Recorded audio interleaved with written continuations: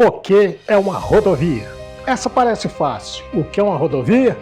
Mas cuidado com a resposta. Se o gestor perguntar o que é uma rodovia, não precisa inventar uma explicação complicada. A resposta técnica é simples. Rodovia é uma via rural pavimentada que liga cidades, estados e até países, destinada ao tráfego de veículos de média e alta potência. Perceba a importância da palavra pavimentada. Se estamos falando de uma via rural não pavimentada, tecnicamente estamos falando de uma estrada. Essa é uma diferença simples, mas que pode mostrar numa entrevista que você não vive apenas experiência prática. Você também conhece os conceitos da profissão.